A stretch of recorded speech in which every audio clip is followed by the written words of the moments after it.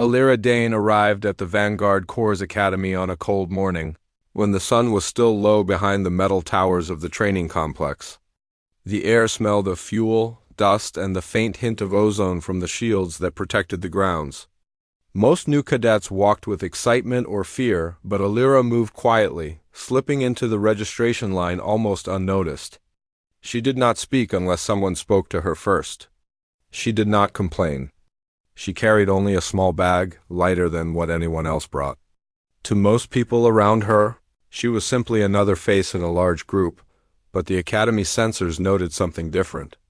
When she stepped through the scanning arch, the system flagged her situational awareness readings as unusually high. A senior officer overseeing the entrance paused when her data flashed across his tablet. He frowned for a moment, then dismissed it. The Academy had thousands of applicants every year. Sometimes strange readings happened by chance. Inside the training hall, Alira stood among the other new cadets. Everyone else talked, traded jokes, or introduced themselves. Alira listened but stayed quiet. She watched their movements, the pattern of footsteps, and how they formed small groups without realizing it. She noticed which ones were nervous by the way they kept adjusting their uniforms, and which ones were already trying too hard to look confident. She learned more by watching than anyone else learned by speaking. When training began, Alira performed her tasks in a steady, simple way. Her test scores were not special. They were average, maybe even slightly below average in some physical areas. The instructors expected her to struggle later on. But then came the situational awareness drills. These exercises placed cadets inside moving obstacle fields, shifting holograms, and fast-paced visual tests. Most cadets tried to memorize patterns or guess, but Alira did not guess. She simply looked at the smallest details, how lights flickered before a new obstacle appeared, how the air shifted when a drone changed direction, how shadows hinted at the next scenario. She completed the drills faster than almost everyone. When asked how she did it, she only said, "I just watched." The instructors exchanged looks, unsure what to make of her answer. Weeks passed. While most cadets formed strong social groups, Alira remained on the edges. She was not disliked, she simply stayed quiet.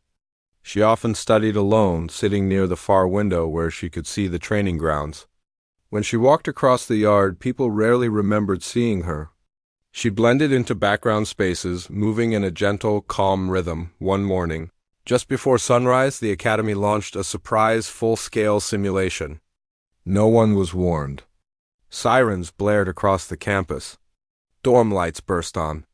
Cadets stumbled into uniforms, rushing into formation. Alira was already awake, sitting at her small desk with a notebook. She stood, closed the notebook, and stepped outside, calm while everyone else panicked. The simulation was the Academy's most difficult exam, a stealth drone war game. Hundreds of small drones, fast, silent, and equipped with non-lethal tagging lasers, swarmed across the campus.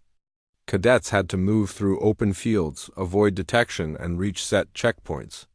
Most cadets were found and tagged within minutes. The drones were famous for their almost impossible accuracy. Even top-ranked students rarely passed this test. Alira studied the sky instead of running immediately. She noticed how the drones moved not randomly, but in clusters. They left thin trails of disturbed air when turning. She could see the faint pulse of their scanning beams, invisible to most eyes unless viewed from the right angle. She moved only when they shifted direction, while others sprinted from cover to cover. Alira stepped lightly between sensor ranges. She watched the drones' shadows on the ground. She waited for the pause that came between certain rotations. She never rushed. Her movements looked almost accidental, as though she drifted instead of walked. An instructor monitoring the attempt frowned at the screen. A red dot marked each cadet who had been eliminated. More and more dots appeared, but one small green marker continued to move, slow and steady. "Who is that?" he asked. "Alira Dane," another instructor replied. Surprised, Ailey Ra reached the first checkpoint with ease, then the second, then the third. The drones attempted to adapt to her pattern, but there was no clear pattern to follow. She changed her speed and direction in small ways. making choices that seemed random but were actually based on micro details only she noticed. She passed the final checkpoint without a single tag. The instructors had no explanation. Even the Academy's advanced AI struggled to understand how she identified the blind spots in the drone's behavior. Illyra did not boast. She did not celebrate. When the simulation ended, she simply returned to her room, opened her notebook, and continued writing. That afternoon, whispers spread among the cadets. Some said she cheated. Some said she was lucky. A few wondered if she had special vision enhancements. But Illyra ignored the rumors. She focused on her training, her observations, and the small habits that kept her mind sharp. A few days later, the Academy held a field navigation exercise in a dense forest dome. Cadets were released into the environment with basic gear and told to locate a hidden beacon. The terrain was confusing, filled with moving elements and false signals. Most cadets got lost or walked in circles. Illyra closed her eyes for a moment, listening to the sounds around her, the wind pushing the branches, the hum of distant generators, the soft metallic beat of the dome's ventilation structure. She heard a repeating tone that did not match the natural environment. It was subtle, buried under other noises. She followed it. She moved with precision, stepping over unstable ground, avoiding patches of leaves that hid sensors and adjusting her path whenever a false signal attempted to redirect her. She found the beacon in less than half the expected time. A senior instructor watching from the control tower tapped his finger against the glass. Others gathered beside him. Illyra's performance made no logical sense. She could not be relying solely on skill. She did not have the physical ability or the technological support. It was something else, something the Academy had no category for. Despite her rising record, Illyra still felt invisible to most people. She ate alone, trained alone, and moved without attracting attention. When she passed cadets in the hallway, they sometimes did not notice her until she was already behind them. Instructors rarely addressed her unless necessary, but when they did, they spoke with caution, as though unsure what she truly understood. One night, the Academy announced a team-based challenge. Cadets were grouped into squads and placed in a dark training zone with shifting floors, collapsing barriers, and sudden flash events. The goal was to navigate as a team and activate a control panel at the center. Illyra's squad was frustrated. They wanted a stronger student, someone physically impressive or loud. Instead, they had Illyra, who barely spoke. They divided tasks quickly, leaving her with simple observation duty, but when the lights dimmed and the first barrier dropped, chaos erupted. Cadets panicked, stumbling as the floor panels shifted unexpectedly.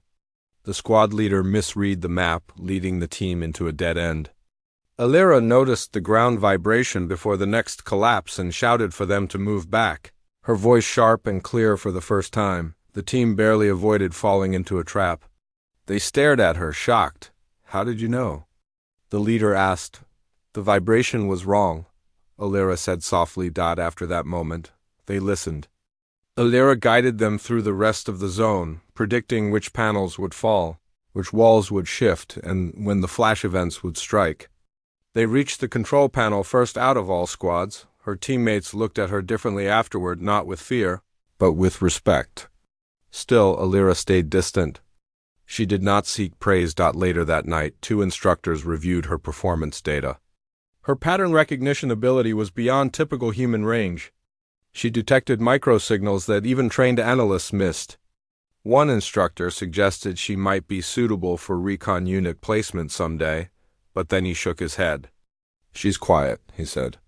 "Too quiet. Hardly noticeable. That kind becomes background noise." They both assumed she would fade into the large wave of average cadets. They were wrong. The turning point came during another unexpected simulation. This time, it was not planned. The Academy's defensive grid malfunctioned, releasing a small set of experimental stealth drones by accident. These drones were faster and sharper than the training models. They were not supposed to be active at all. Instructors scrambled to shut them down. Cadets ran for cover. The Academy's shields flickered, making the environment even more dangerous. Illyra was near the practice courtyard when the drones appeared overhead. She saw the strange shimmer of their cloaking fields. She sensed the slight distortion around them as they moved. Without waiting for instructions, she grabbed a training baton from the ground and motioned for the nearby cadets to follow her. She led them through the courtyard, avoiding danger zones instinctively. When a drone dropped too close, she swung the baton at just the right moment, disrupting its cloak long enough for an instructor to disable it. Alira guided the cadets to safety, keeping them hidden between walls and pillars until the academy regained control. After the crisis ended, the instructor stared at her with a new understanding. She had not only seen the drones, she had predicted their movements before the systems even mapped them. From that day, quiet whispers formed among the academy staff. They did not know what she would become. They only knew one truth: Alira Dane was not ordinary, and the galaxy would soon learn that for itself. Alira Dane completed her academy training quietly, with no celebrations and no speeches. When most cadets left in groups or hugged their friends, she simply picked up her small bag and walked out of the gates. The instructors had already sent her assignment orders to her datapad. She was placed into Recon Unit 7, one of the smaller and less famous units along the Terran border. Some officers thought it was a waste of her talents. Others believed it was the safest place for someone who worked better in the background. Alira did not argue. She accepted the orders without question. Her journey to the recon base took 3 days on a transport ship that smelled of metal, recycled air, and old machinery. The ship shook every few hours when it passed through asteroid fields. Most passengers complained. Alira simply sat in silence, studying the flight patterns on her screen. She watched the ship's small movements, paying attention to every vibration. By the time they landed, she had memorized the route so well that she could picture every turn in her mind. The recon unit 7 base was located on a dry planet called Kessler 4. The sky was pale gold, and the wind carried dust that scratched against exposed skin. The buildings were low and sturdy, built to survive sudden sandstorms. Soldiers walked across the grounds carrying scanners and rifles while maintenance bots rolled between them. Alira stepped out of the transport and looked around. Nothing about the place felt warm or welcoming, but she did not expect it to be. A tall man with dark eyes and a sharp voice approached her. He wore the uniform of a commanding officer. "You must be Alira Dane," he said. "Yes, sir," she replied softly. "I'm Captain Rourke. We don't get many Academy fresh recruits here. Follow me." She walked behind him as he gave a brief tour. He pointed out the barracks, the comm station, the repair hangar, and the training yard. None of it seemed special, but she listened carefully. She noted the angles of the watchtowers, the blind spots in the cameras, and the timing of patrol drones passing overhead. Rourke noticed her quiet focus. "Your record says you see things others don't," he said. Alira stayed silent. "You don't have to explain it," he added. "Just don't get yourself killed. Recon duty isn't Academy playtime." She nodded. That was enough. Later that evening she met the rest of Recon Unit 7. They were a small team of 6 soldiers, each with rough appearances and tired eyes. They had seen real battles, unlike most Academy graduates. When Alira entered the briefing room, the group turned to look at her. "So this is the new one?" A woman with short hair asked. "She looks like she should still be reading training manuals." Another man muttered. Captain Rourke stepped forward. "This is Alira. She's joining us as a reconnaissance specialist." "A specialist?" the short-haired woman said with disbelief. "She qualified," Rourke replied simply. The others exchanged looks but said nothing more. Alira sat quietly at the end of the table. She did not mind their doubt. She was used to it.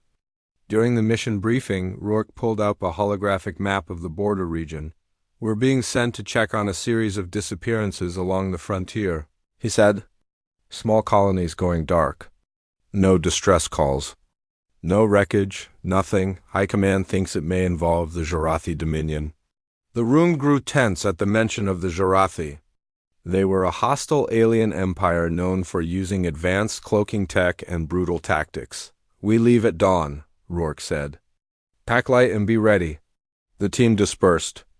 Alira walked to her bunk, an empty corner of the barracks. She unpacked her few belongings, her notebook, her uniform, and a small scanner. She lay down and stared at the ceiling. The room was quiet except for the hum of the ventilation system. She listened to the rhythm of the machine. It had a repeating sound that helped her think. The next morning, the team gathered at the base hangar where a small patrol ship waited. It was old, with faded paint and scratches along the hull. But it was functional. The crew boarded quickly, taking their positions. Alira sat near the sensor station, placing her hands lightly on the controls. During the flight, the others talked among themselves. They spoke about past missions, old injuries, and strange sightings near the border. Alira stayed silent.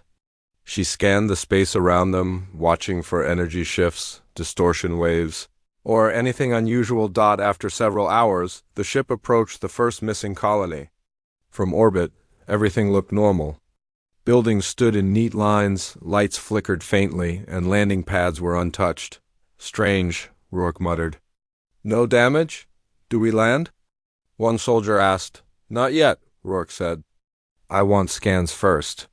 Alira's eyes narrowed as she looked at the display. Something felt wrong. The colony looked still, too still. The wind did not move the flags. Shadows did not shift. The entire place felt frozen. There's a delay in the environment, Alira whispered. What? Rourke asked. She zoomed the scanner. Look at the shadows. They're not matching the sun's angle. It's a projection. The team stared. You're saying the colony is fake? The short-haired woman asked. Not fake, Alira said softly. Covered. Rourke immediately ordered a full-spectrum scan. The results shocked them. A cloaking field hid the colony's true condition. When the scanner broke through the distortion, the real image appeared: burned walls, broken towers, and destroyed vehicles. Jorathi, Rourke said through clenched teeth before they could react. Their ship shook violently. Ambush! Someone shouted. Stealth troopers appeared on the ground below, firing energy rounds at the patrol ship. Alira saw the attack pattern instantly. The troopers moved with sharp precision, shifting positions every few seconds. But their rhythm had a flaw. Every time they changed cover, they left a half-second gap. Alira shouted coordinates. The gunner followed her directions, firing at exactly the right moments. One trooper fell, then another. How are you seeing them? The gunner yelled. The distortions, Alira replied. They move the light around them, but they can't hide the air shift. Rourke gave quick orders. Prepare to land. We hold them off and retrieve what intel we can. The ship descended fast, kicking up dust. The team jumped out and took defensive positions. Shots fired from every direction. Alira crouched behind a broken wall, focusing on the tiny changes in the air. She pointed out enemies before they decloaked. She's marking targets before my scope picks them up. The short-haired woman shouted, Just keep shooting. Rourke answered. The battle was chaotic but short. With Alira's guidance, the team disrupted the cloaked troopers and forced the rest to retreat. When the dust cleared, the team walked through the ruined colony. Alira moved carefully, studying scorch marks on walls and footprints in the dirt. They didn't attack to destroy, she said. They attacked to test something. The others looked confused. What do you mean? Rourke asked. They used new cloaking tech, Alira explained softly. Stronger than before. They wanted to see how far they could push it. This colony was their experiment. Rourke knelt beside a damaged generator. If they perfected this tech, they could reach any settlement without being detected. Alira nodded. Yes, that's why the colonies went dark. They retrieved a small piece of Shorethi equipment left behind, a glowing metal shard with shifting symbols. Alira touched it lightly and felt a faint vibration. They rushed, she whispered. This wasn't supposed to be found. Rourke called the team to regroup. We're taking this back to base. High Command needs to see it. As they prepared to leave, the short-haired woman approached Alira. You saved us, she admitted. How did you know where they were? Alira looked at her. They made small disturbances in the environment. I just followed them. The woman stared at her for a moment, then smiled a little. Well, keep doing that. We might survive longer. On the flight back, the team was quiet. Everyone kept glancing at Alira. They no longer saw her as the silent academy graduate. They now understood she had a gift, something rare and powerful. Rourke stood beside her as she continued to scan the space outside. "You did good today," he said. Alira nodded. "Thank you. You saw things none of us could," he continued. "I'll be sending a detailed report to High Command. They need to know about your ability." Alira did not respond, but her heart beat a little faster. When the ship landed, she stepped out into the golden dust of Kessler 4. The wind blew stronger now, carrying the scent of metal and danger. She had only been with Recon Unit 7 for one day, but already people were beginning to notice her. The quiet girl, who blended into shadows, the girl who could see what others could not, and soon the galaxy would learn her name. Alira Dane woke before sunrise, long before the alarms rang across the base. She sat on the edge of her bunk, listening to the faint hum of the ventilation system. The rhythm was steady, calming, almost like a familiar friend. She closed her eyes and let the sound guide her thoughts. Today, Captain Rourke had told the team to be ready for an important briefing. No one knew what it was about, but Alira had a quiet feeling that it was connected to the Jarathi ambush. By the time the first rays of pale gold light slipped through the windows, Alira was already dressed and heading toward the briefing room. The hallways were nearly empty except for a few soldiers half awake and rubbing their eyes. She walked silently past them, unnoticed, as usual. Inside the briefing room, Captain Rourke stood near the projector table, arms crossed. The rest of Recon Unit 7 slowly entered, stretching, yawning, and complaining about the early hour. When Rourke saw Alira, he gave a small nod. "You're early," he said. Alira replied softly. "Couldn't sleep." He didn't question it. He knew by now that Alira's instincts were rarely wrong. Once everyone gathered, Rourke activated the projector.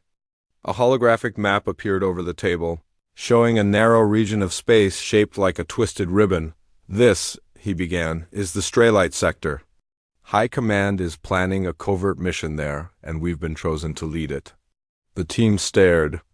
Straylight was known for sharp gravity shifts, unstable nebula pockets, and sudden energy storms. Few ships traveled there. Rourke continued. "We recovered a piece of Jarathi cloaking tech from the colony ambush. High Command believes the Dominion is running tests in this region. They suspect a hidden Jarathi listening post is buried inside one of the asteroid canyons." The short-haired woman, Mara, leaned forward. "A listening post? That means they're preparing for something big." Rourke nodded.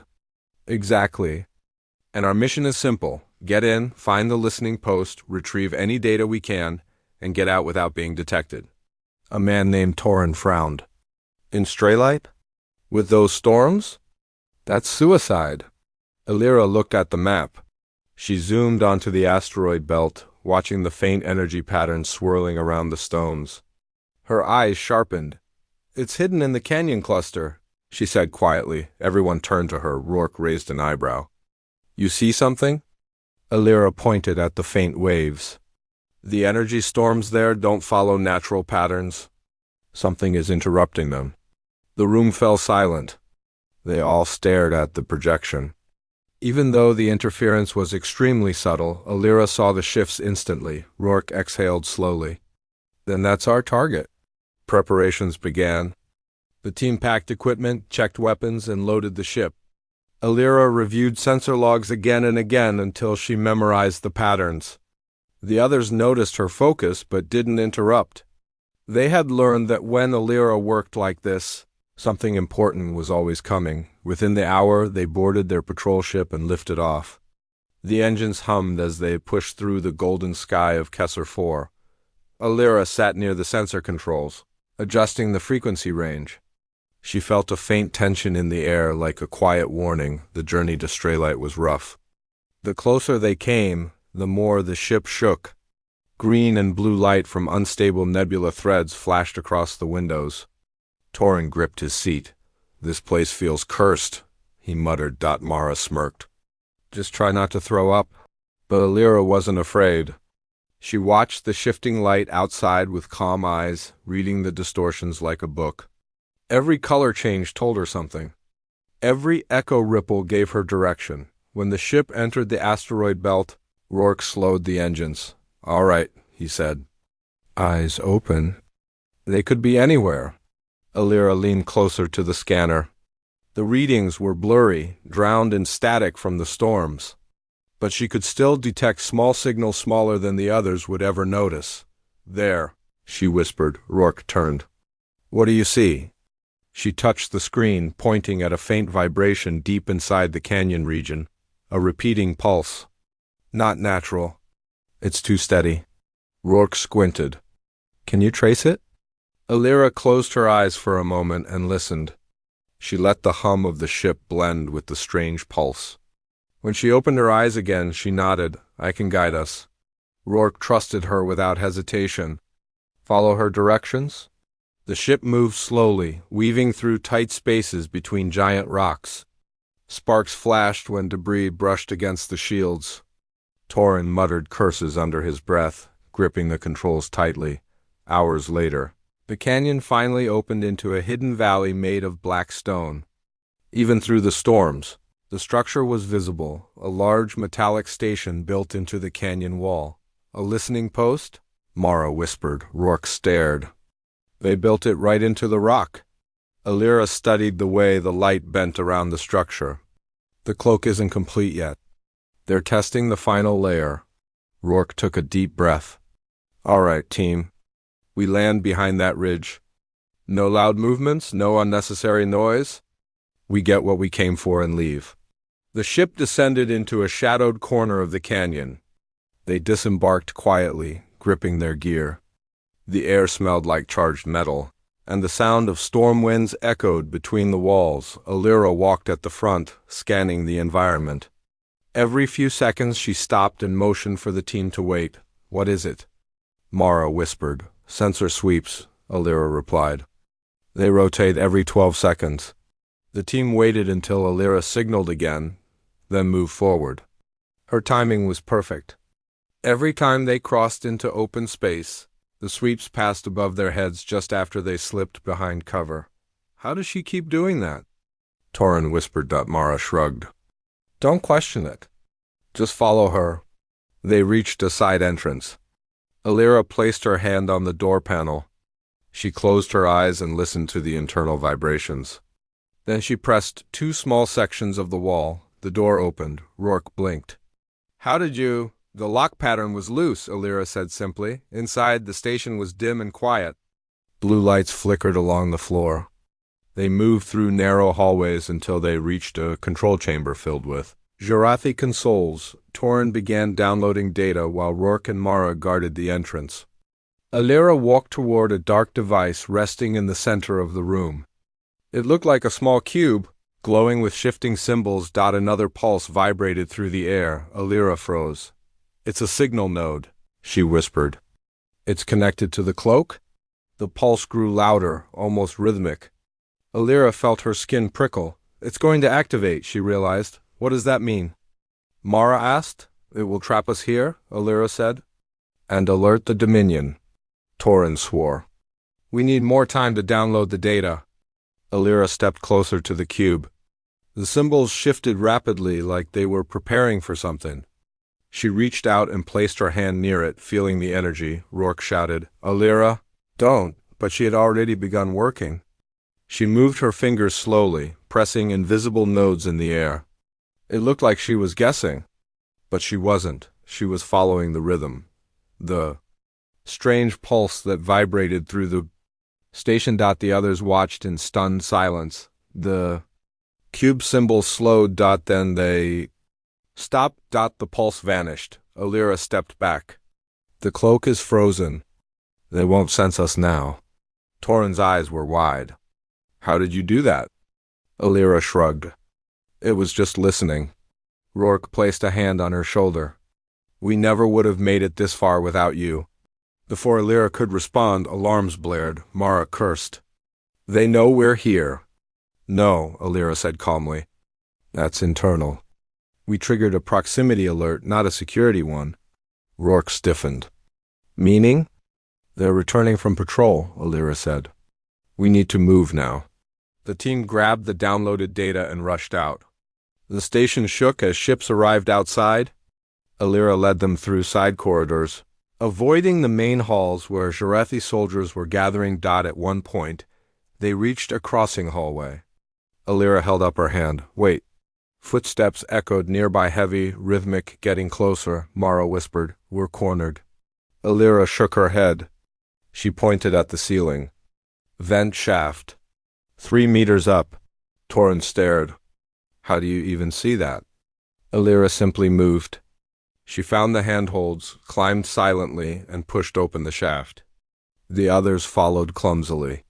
They crawled through the narrow tunnel until they reached an exit point near the ridge. By the time Jarathi soldiers entered the chamber they had just escaped, the team was already climbing down the canyon wall. They sprinted toward their ship as storm winds roared. Once inside, Torin launched the engines. The ship shook violently as it lifted. Jarathi fighters appeared behind them. Rourke shouted, Evasive maneuvers! But Alira grabbed the sensor controls. No, go left. Torin hesitated. Left is into the storm. They won't follow, Alira said confidently. Rourke trusted her. Do it. The ship dove left, straight into a swirling storm of blue lightning. The Jarathi fighters stopped at the edge, unwilling to risk the unstable zone. Within minutes, the team was clear. Everyone collapsed into their seats, breathing heavily. Rourke looked at Alira with awe. What you did today. High Command needs to hear about it. Alira looked out the window, watching the fading glow of the storm. She didn't feel like a hero. She simply felt aware, and she knew this was only the beginning. Alira Dane returned to Kessler 4 with the rest of Recon Unit 7, but something in the air felt different. The moment their ship landed, officers from High Command were already waiting. They wore darker uniforms, their badges shining in the harsh sun. Their eyes followed Alira as the team walked down the ramp. Captain Rourke stepped forward. We brought back the data. One of the officers nodded. We saw your report. High Command is impressed. He paused before looking directly at Alira, especially with her. Alira felt their attention like a heavy weight, but she stayed calm. She didn't know what they wanted, and she didn't like being the center of focus. Rourke crossed his arms. What now? The officer replied, We'll analyze everything you recovered. Expect new orders soon. He turned and left without another word. Rourke watched him go, then glanced at Alira. You did something big, he said quietly. Alira shook her head. I only listened. Rourke smiled a little. You'll have to accept someday that listening can save worlds. The rest of the team unpacked their gear and went for medical checkups. But Alira stayed outside, sitting alone near the edge of the landing bay. The golden dust drifted around her feet. She replayed the mission in her mind, the strange pulse of the Jarathi node. The chaos of the station, the way the air shifted before every danger. She knew the mission was important. She knew High Command would move quickly. And she knew something else, something even the others didn't feel yet. The Jarathi were preparing for war. By evening, the entire base was buzzing with activity. Alarms didn't ring, but soldiers moved fast. Tech officers carried crates of equipment. Pilots spoke in hushed voices. Something big was happening. Alira walked toward the briefing room, drawn by instinct. When she reached the doorway, she heard voices inside. They reacted faster than expected, one officer said. If that cloak had activated fully, we would have lost the entire unit. Another replied, which is why she's important. Her senses aren't normal. We need her for what comes next. Alira didn't enter. She leaned back against the wall, eyes unfocused. She didn't want to be special. She didn't want attention. She just wanted to help her unit survive. Later that night, Rourke found her sitting alone again. You heard them? He asked. Alira nodded once. Rourke sighed. They're right, you know. You changed everything. I didn't mean to, she murmured. Most good people don't, he said. But that doesn't make it less true. Before she could reply, the base alarm chimed not loudly, but with a soft, steady tone that meant a high-level briefing was starting. Rourke stood. That's for us, he said. Alira followed him to the briefing chamber where the whole team was already waiting. High Command officers stood near the projector. Looking more serious than before. When everyone settled, the lead officer began. The data your team recovered has revealed something critical. The Jarathi Dominion is preparing a large-scale invasion. Their new cloaking technology is almost complete. Once deployed, entire fleets could pass through our borders undetected. Torin's eyes widened. So Straylight was only a test? Yes, the officer replied. And they're close to perfecting it. Mara leaned forward. So what do we do? The officer changed the projection. A new image appeared, an enormous command carrier, shaped like a serpent made of metal and shadows. This, he said, is the Dominion command carrier, the Seraphis. We believe it contains the master control hub for the new cloaking network. Destroying or disabling it would delay their invasion by years. A wave of silence spread across the room. Rourke asked, "Where is it?" The officer zoomed in on a star map. Deep in enemy territory. Guarded heavily. But our data from Alara's work revealed their communication patterns. And there's a moment, only a small one, when the carrier becomes vulnerable. He pointed to a narrow path on the map.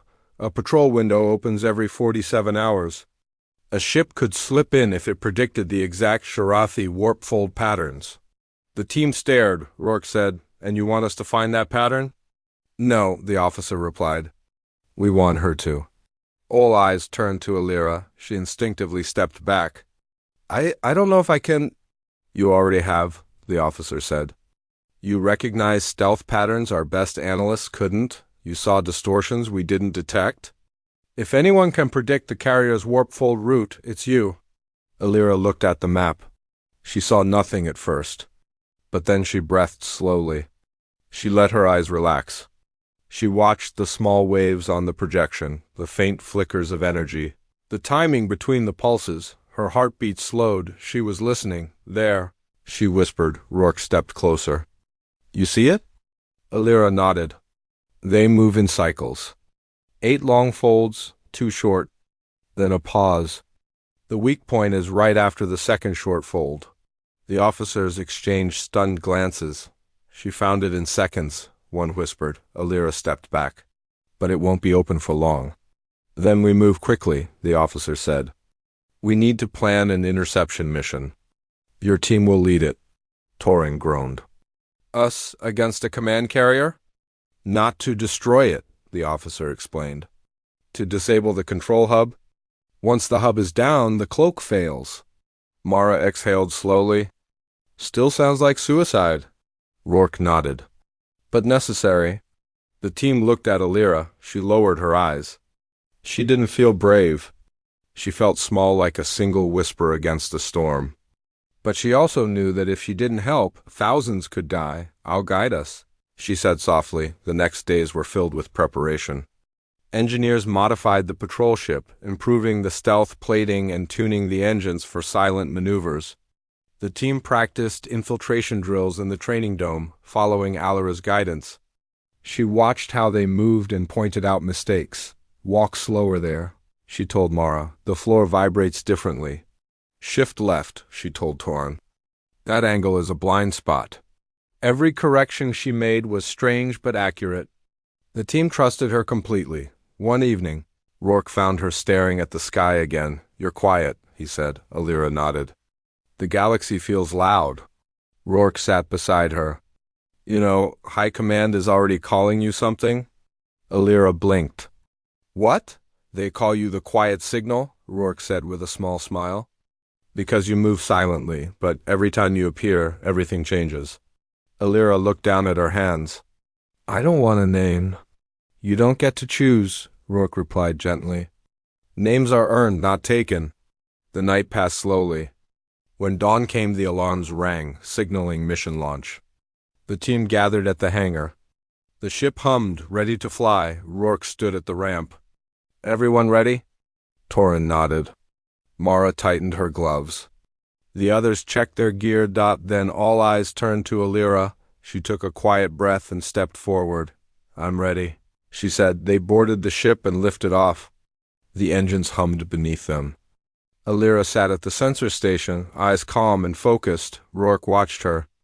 "Guide us when you're ready." Alira placed her hands on the controls. She listened to the faint vibrations of space, the distant echoes of Sharathi. Warp fold patterns. And then she said quietly, "Go now." The ship shot forward. Leaving Kessler 4 behind, Alara's heart stayed steady. She was no longer invisible. She was becoming something else, something the enemy would soon fear. The patrol ship moved through silent space, slipping between star shadows and drifting clouds of dust. Alira sat at the sensor station with her eyes half closed. She didn't need the screen to guide her. She felt the strange rhythm of the Jorethi warp folds, like distant echoes reaching into her mind. Every pulse, every shift, every invisible tremor told her where the enemy fleets were. Captain Rourke watched her from the command chair. He didn't speak. No one did. The team trusted her completely, and they didn't want to disturb her concentration. After a few minutes, Alira whispered, "Turn 5 degrees left. One long fold is coming." Rourke gave the order. The ship adjusted its path just as a massive Jorathi patrol fleet folded into space behind them. The fleet appeared like a storm of dark metal, but they never noticed the small Terran ship slipping past their shadow. Torin exhaled. "We would have been crushed if she didn't warn us." Mara smacked his arm lightly. "Don't talk. She's working." Alira didn't smile or react. Her breathing stayed soft and calm as the ship continued deeper into enemy territory. Hours passed. The darkness of space thickened. Strange blue currents of energy floated around the ship, remnants of Shorathi travel lanes. Alira studied them carefully. "They are preparing something," she murmured. Rourke leaned forward. "What do you feel?" "Their networks are active. The Seraphis is close." At the name, everyone froze. The Seraphis, the Dominion's massive command carrier. The ship responsible for controlling the new cloaking network. Destroying or disabling it could stop a galaxy-wide invasion. "Are we in their detection path?" Mara asked. Alira shook her head. "Not yet. But soon." They continued their approach. The stars grew dimmer, hidden behind a thick curtain of energy fields. Then Alira opened her eyes fully. "There," she said. The Seraphis emerged from the dark like a giant, silent mountain. Its shadows stretched across space. Its armor glowed with strange purple lines, shifting like living veins. The Terran ship turned off all lights and moved slowly toward the underside of the carrier. "Stay close to the blind zone," Alira whispered.